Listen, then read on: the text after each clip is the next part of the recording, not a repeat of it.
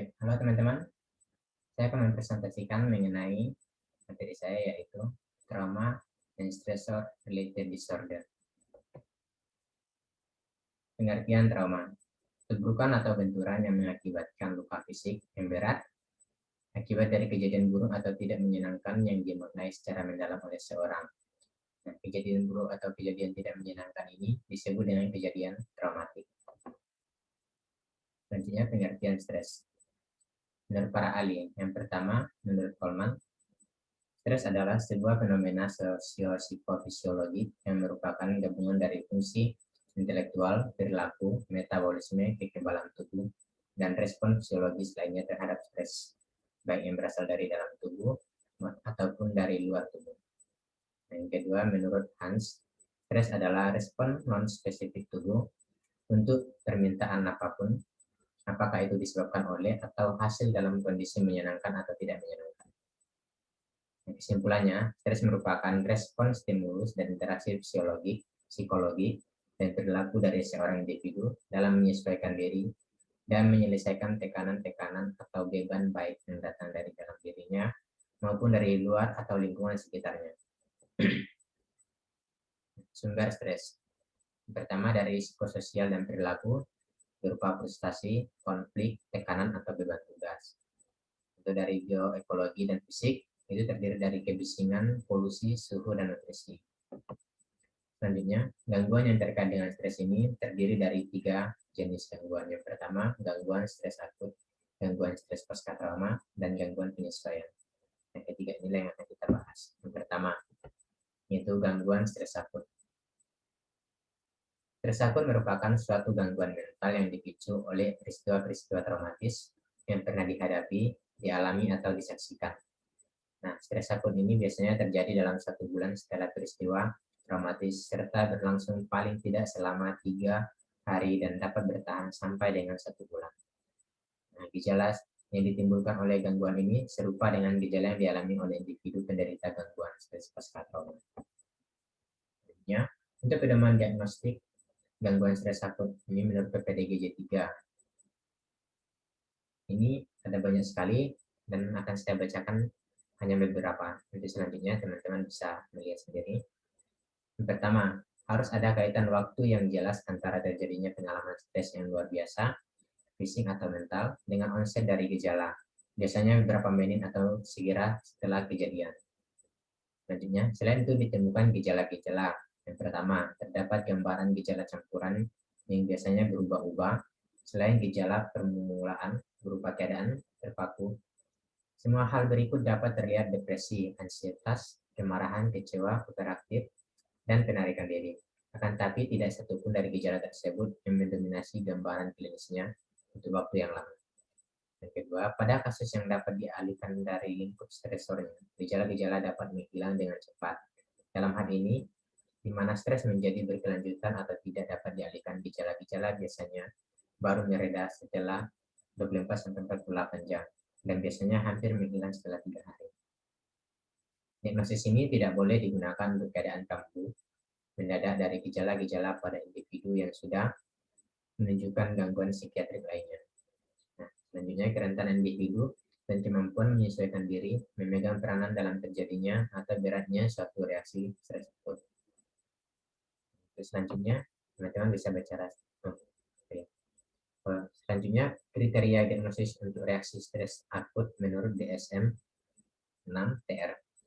Yang pertama itu, seorang telah terpapar dengan peristiwa traumatis disertai 2 hal berikut. Pertama, orang mengalami, menyaksikan, dan dihadapkan dengan satu peristiwa atau kejadian yang menyebabkan ancaman kematian atau cedera serius, atau ancaman terhadap integritas fisik pada diri sendiri atau orang lain. Ini dilihat dari ini menurut DSM-6 ya.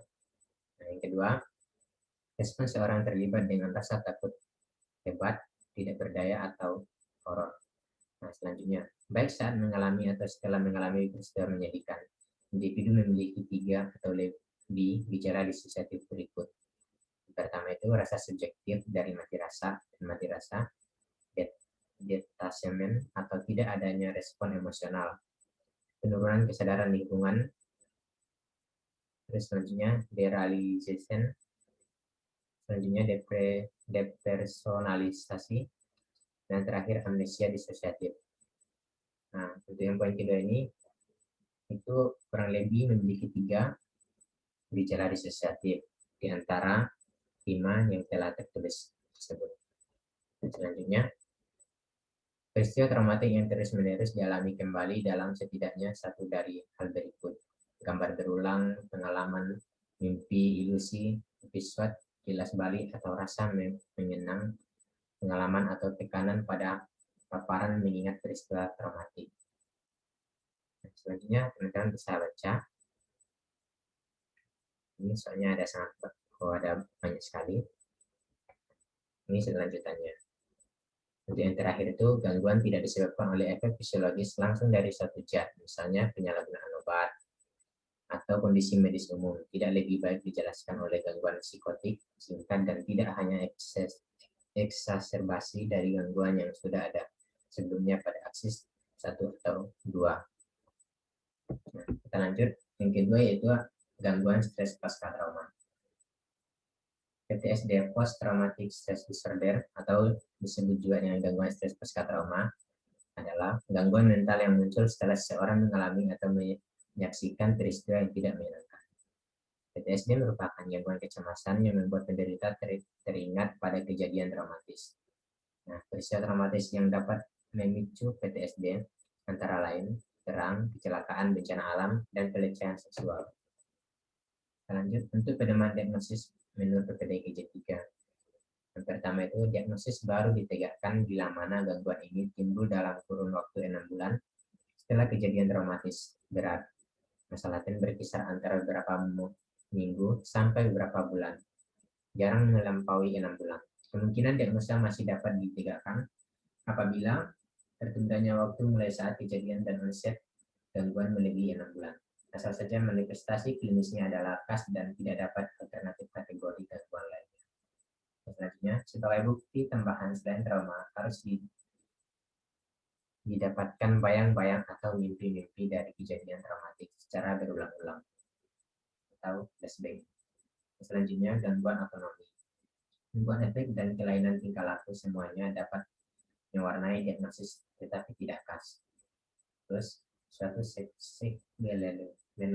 menahan yang terjadi lambat setelah stres yang luar biasa, misalnya saja beberapa puluh tahun setelah bencana, diklasifikasikan dalam kategori F62, yaitu perubahan kepribadian yang berlangsung setelah kejadian katastrofi. Nah, itu tadi gangguan pasca trauma. Sekarang kita lanjut ke gangguan penyesuaian.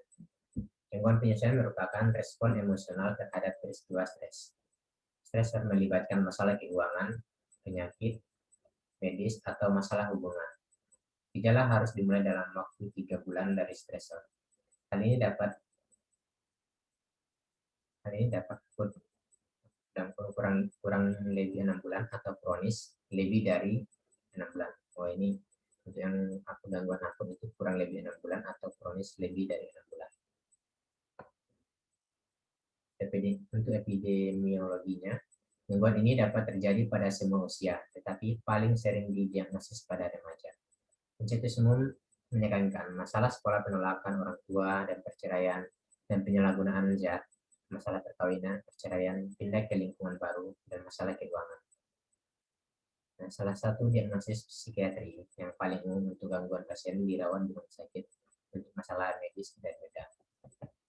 Untuk diagnosisnya, kriteria diagnosis menurut DSM-4, sebuah perkembangan gejala emosional atau perilaku dalam menanggapi sebuah stresor diidentifikasi terjadi dalam 3 bulan dari timbulnya stresor. Nah, gejala atau perilaku ini secara klinis signifikan yang dibuktikan dengan salah satu dari berikut. Stres ditandai yang lebih dari apa yang diharapkan dari paparan stresor, penurunan yang bermakna dalam bidang sosial atau pekerjaan, akademik. Terus, gangguan stres yang berhubungan dengan tidak memenuhi kriteria untuk gangguan tertentu, aksis yang lain dan tidak hanya merupakan eksaserbasi gangguan aksis 1 atau 2 yang sudah ada sebelumnya. Gejala tidak mewakili bergabung. Terus selanjutnya setelah stresor atau konsekuensinya telah dihentikan, gejala tidak bertahan selama lebih dari 6 bulan. Itu pedoman diagnosis menurut PPDG 3. Diagnosis bergantung pada evaluasi terhadap hubungan antara bentuk, isi, dan beratnya gejala, riwayat sebelumnya dan corak kepribadian, dan kejadian situasi yang stressful atau krisis kehidupan. Nah, sekian presentasi saya. Ada pertanyaan dari teman-teman, maka kita diskusikan nanti. Silahkan jika ada yang mau bertanya atau masih bingung-bingung, silahkan dibaca dulu.